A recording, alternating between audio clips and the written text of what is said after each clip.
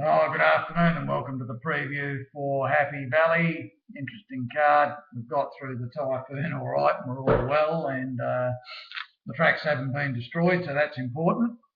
And nobody was hurt, which is even more important. Interesting night's racing. Race 2's out with unraced. There's a big TT jackpot, about 40 million up for grabs. There's a small DT jackpot, races 3 and 4. And there's a 6-up jackpot expected to get about 7 million in the pool. We go to race 1. There's a little bit of depth in this race. There's a few of these that have been running around for a while. I'm not too sure how involved we would get in a race like this, but at this stage, I mean, the speed looks like it's going to come from out wide with Fortune Bravo. If it can get to the front and get a soft lead, it might be an interesting horse to give some consideration to. It could be a price in this. I don't mind it. The other one, which is the speed horse, is Precision Era now, stepping up to the 1800 metres. I suppose that's the telltale sign for it. It's only won one race. It's run a couple of tickies at this distance. I think they're the two value runners in the race. I expect them to be a price. But other than that, I don't particularly like the race. The favourite is probably Mobile King or Naval Orange. Now, Naval Orange, they brought it over here, set it for the Derby, but it just wasn't up to it and never got in. I suppose if they had Derby aspirations, you'd expect it to be able to win a weak Class 4 like this. There's a bit of depth here because most of these have been running around all last season and disappointed at various stages. In the end, I finished up 6 on top from 1, 2, 8, 10, 9. We go to race 3, the first leg of the TT. First leg of the DT jackpot, small jackpot. There's an interesting one in this. Hey Hey, trained by one of the new trainers, Lou. Douglas White's going onto it, which is very interesting. And he's been riding it in its track work. Its trial was good, and he strangled it late. They've tried to hide it. It's had one start already at Sha Tin over 1,000 metres. It ran 3rd. Certainly this is no harder.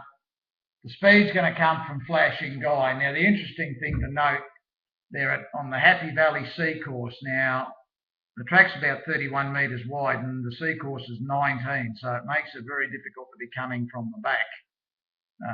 You're looking to weave through rather than be able to swoop out wide and come down the outside to catch them, which makes it more difficult for anything settling back off the speed. So I've geared the form towards horses that are more likely to settle on the speed rather than be sitting back in the field looking for a miracle trying to get through. I think Flashing Guy leads. Its trial was good. Its track work has been even better. And I think at 15 or 20 to 1 that it should be in this, it's a terrific chance in a race like this. Now, its record doesn't read flash. It's a bit weak over the last 75 metres, but it'll give you a sight. If they leave it alone and with the possible front runner bias, this could be an interesting one at a price. Hey Nay, good chance. And Naughty Baby put in some nice runs towards the end of last season. It's got a bit of a liking for this track. I think it's got a good chance. There's a few old culprits in here. Silver Dragon, Carry the Zeal, Oyster. They've all got some chance. Finished up 7 on top from 6, 2, 5, 1, 4 and 8. We go to race 4, first leg of the Jackpot TT. It's one of those mongrel Class 5 races over 1800 where most of them have got no form. I suppose the only upside this time is that being able to sort of segregate 8 of them as being reasonable and then splitting the 8 down to finally 6.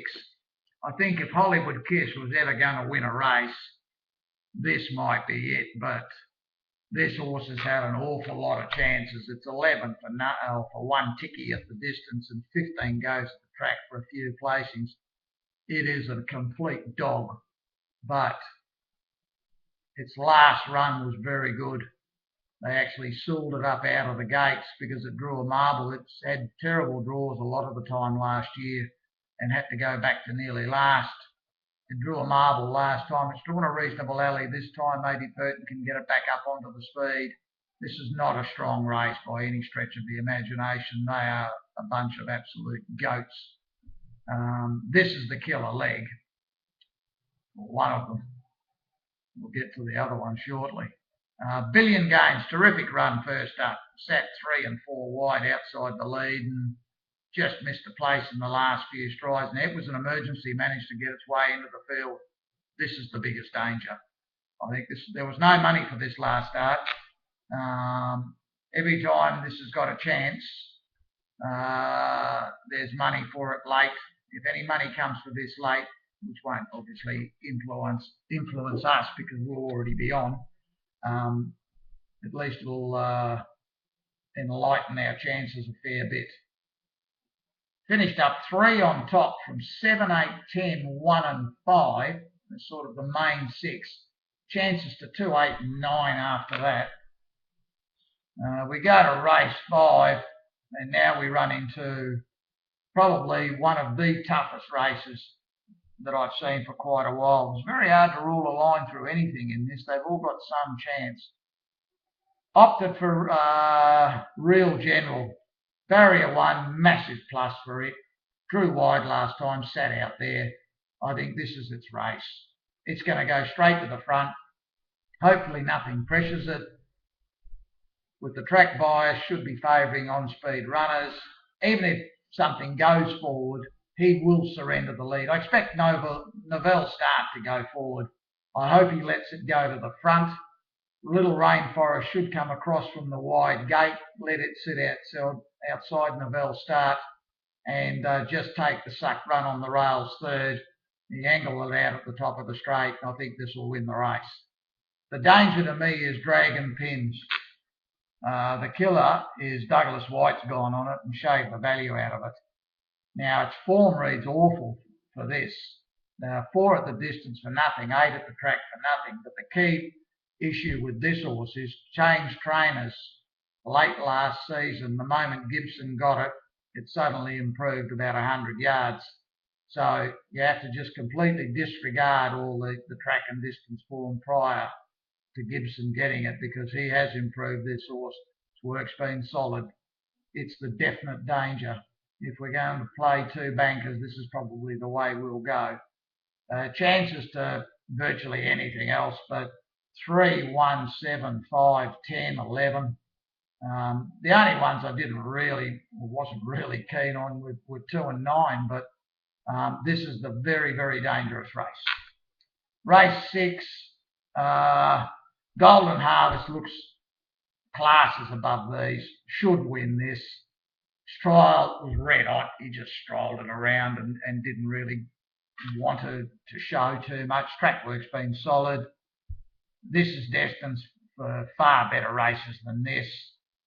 There's good speed here. There's 4 or 5 that go forward. It's going to set it up for something sitting just off them. That's where this will be. Purton's on it.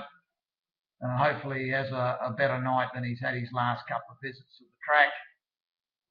The danger for me, Sunshine Kid from Barrier 1, he can dictate what he wants to do with 50 kilos. If he wants to lead, he can. He may surrender up to something that wants to go mad in front, but it's a definite place chance.